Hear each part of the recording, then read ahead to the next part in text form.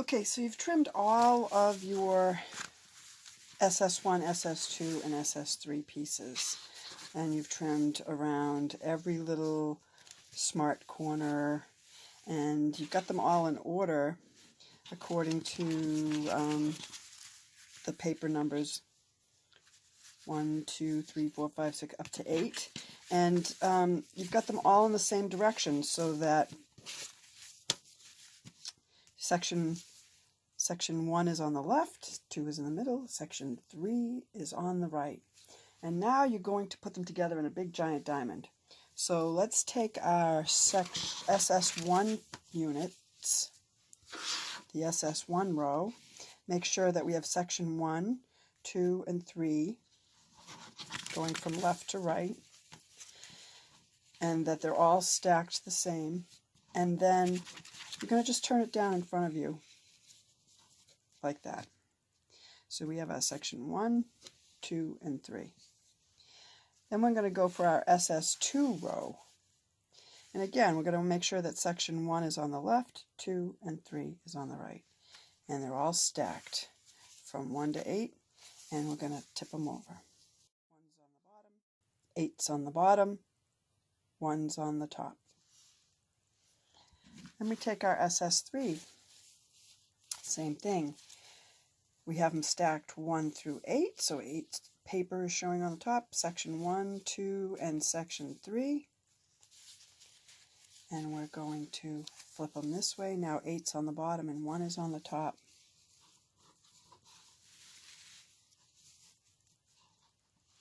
And that's our diamond.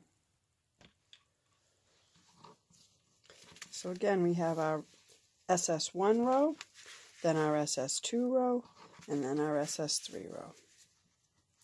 And all of them are organized so that Section 1 is on the left, Section 3 is on the right, and they're all stacked in a number order so that as I work on them, they're all going to match up. In this case, I'm doing the rainbow star, so I know that my Section 1 and my Section 9 are the same color every time. So now as you start to put them together, you're going to take your SS2 row from the middle, and you're going to flop it down on top of your SS1 row, and you're going to put the two of them together. And we have stacked X seams here. Now I like to take the papers off at least the two end sections when I'm doing this, but really I like to take it off the whole thing because I can bend this easier to look at it if I don't have the papers on it. So I'm going to remove the papers on my first set here to show you how I put them together. Okay, so I've taken off the papers and I'm going to attach these together, the three of these. So I'm going to take the second row, SS2, and I'm going to flop it down right sides together on SS1. And I'm going to match my stacked seams. Now you'll see that these smart corners are here for a reason. When you go to put them together, they match so nicely together right there. So you can pin it, or you can give it a daub of glue. I'm going to just give it a dash of glue here to hold it in place. And then you're going to try to match your next two seams. So it's called a stacked X seam because your seam allowances are both pressed in the same direction. In this case, they're pressed to the right. Both of them are. And it's considered an X seam because one seam's going in one direction and the other seam's going in the other direction, so they cross each other right at the 1/4 inch mark. So in order to make them match up nicely, you just have to pinch your seam on that 1/4 inch mark, and if you don't know how much a 1/4 inch is, you can use your, look at that, I was almost right on, you can use your purple thing, it gives you a perfect 1/4 inch, you can use a ruler. Leave the papers on. You could leave the papers on and try to fold your fabric with the paper. And I just peel up my fabric on that 1/4 inch mark. And I make sure that my seams are matching. Now here I'm using like colors, so it's hard to see, but they are in fact matching. And so in order to keep them stacked nicely like that, I'm just going to put a dash of glue on either side of that seam. And then when I fold this back down, I know that it's going to match perfectly. Now the next one will be easier to see because it's black and white. So I'm going to turn it down that 1/4 of an inch, and I'm going to make sure that they line up perfectly right along that seam.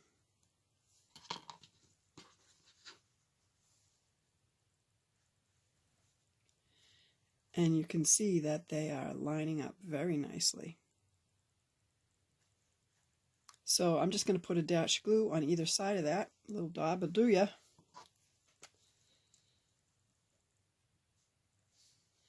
And that'll keep them from slipping when you go ahead and you sew your 1/4 of an inch seam. And then at the very end, again, your smart corner is going to match there at the end. So I'm using an open toe foot just so you can see what I'm doing here. It is a 1/4 of an inch though from the edge of the foot, so I'm going to just go along that 1/4 of an inch mark. And I'm going to start my seam. I can back tack a little bit.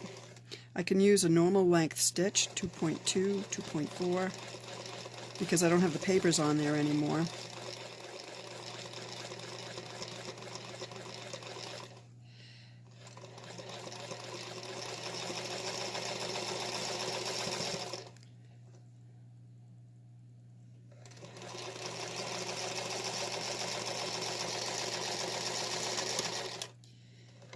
And that's it. Let's see how we did.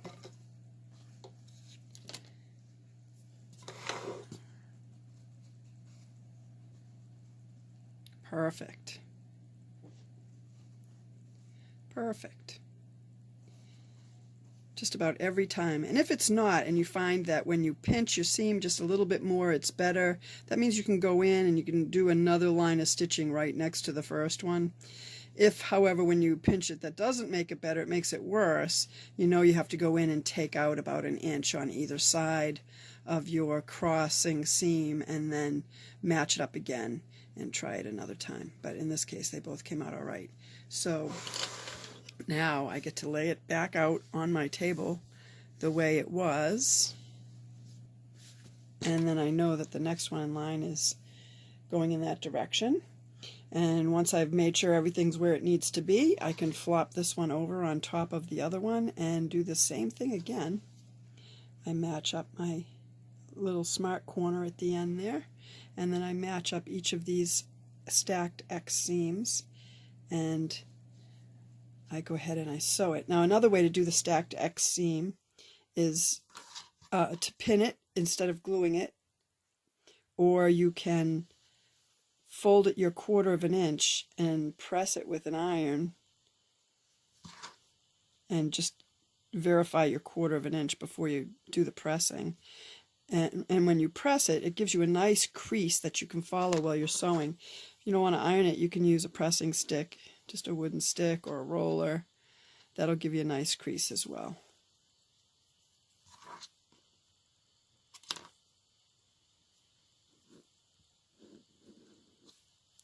And when I open that up, you can see that I have a really nice crease to follow there. So when it's pressed over, I can look at it easier to line it up, and I can see it's got to go a little bit in, up,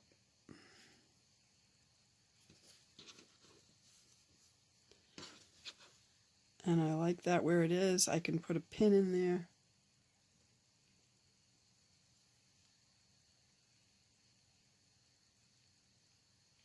And I just pull the pin as I go.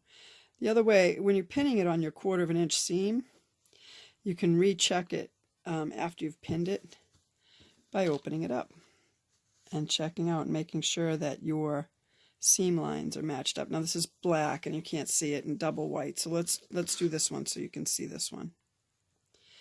Now once I fold that on my 1/4 of an inch mark, I can make sure that they're lined up just exactly the way I want them to be. And then I'm going to just pin it right on that line I folded.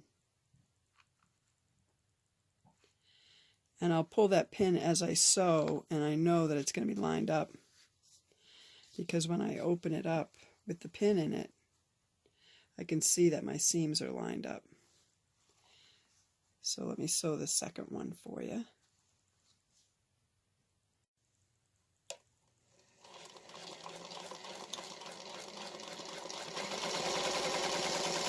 As I said, I can pull that pin as I go. And then I know that it's in the exact same spot it was when it was pinned.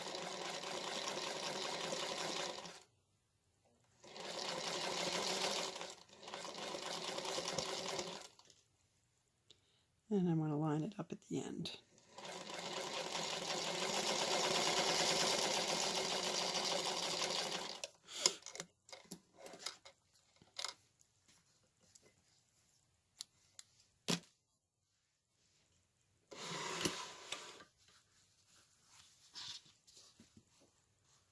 Perfect.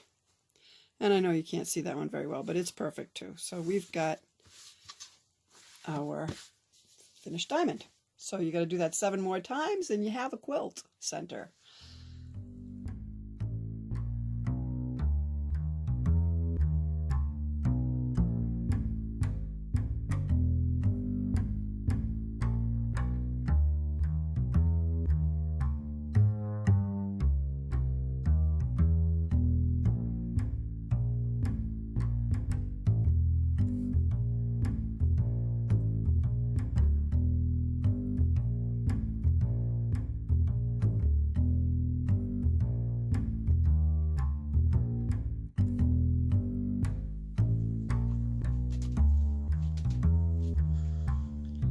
Okay, there's all 8 of them. So now it's time to place them in a circle and then press them so that they have opposing seams. So I just laid out all my diamonds, my 8 diamonds, in the order I want them to be in, and now it's time to press the seams I just sewed. So I'm going to press every other one away from the center and every other one toward the center. Away, toward, away, toward, away, toward. And then that way, when I go to put these seams that hold the diamonds together, they'll nest nicely. So I've already ironed this one away, and I've ironed this one toward. I'm going to iron this one away from the center.